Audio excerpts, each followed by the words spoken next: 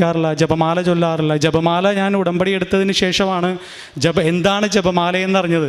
നമ്മൾ സാധാരണ നോക്കുമ്പോൾ ഒരു മുത്തുമാല പോലെയൊക്കെ ഇങ്ങനെ നിൽക്കും. പക്ഷേ ആ ജപമാലയുടെ ഓൾറെഡി പവർ എന്ന് പറഞ്ഞു കഴിഞ്ഞാൽ, ഞാനത് ജപമാല ചൊല്ലും തോറുള്ള നമുക്കൊരു ടെൻഷനിലൊക്കെ ഇരിക്കുമ്പോൾ ഒരു ബുദ്ധിമുട്ടില്ലേ, അത് നന്ന് പറഞ്ഞാൽ പറയുമ്പോൾ നിനക്ക് സ്വസ്ഥയെന്ന് ഇങ്ങനെ ചൊല്ലിക്കൊണ്ടിരിക്കുമ്പോഴുള്ള നമ്മുടെ ഒരു പോസിറ്റീവ് എനർജി ഇല്ലേ, അത് നമ്മളെ ഭയങ്കര ഒരു ഹാപ്പിനെസ്സിലോട്ട് കൊണ്ടെത്തിക്കും. കാരണം ജപമാല എന്ന് പറയുന്നത് ശരിക്കും പറഞ്ഞു കഴിഞ്ഞാൽ എന്താണെന്ന് മനസ്സിലായത് എനിക്ക് ഈ ഉടമ്പടി എടുത്തതിന് ശേഷം മാത്രമാണ്.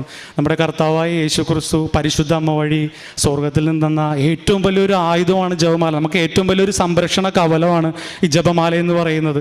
ജപമാല ചൊല്ലി പ്രാർത്ഥിക്കും തോറുമുള്ള നമുക്ക് ഈ കൃപയില്ല, കൃപ ഇങ്ങനെ നമുക്കിങ്ങനെ അത് ഭയങ്കരമായിട്ട് ഫീൽ ചെയ്യാൻ പറ്റും നമ്മൾ ഈ പ്രാർത്ഥിച്ചുകൊണ്ടിരിക്കുമ്പോൾ.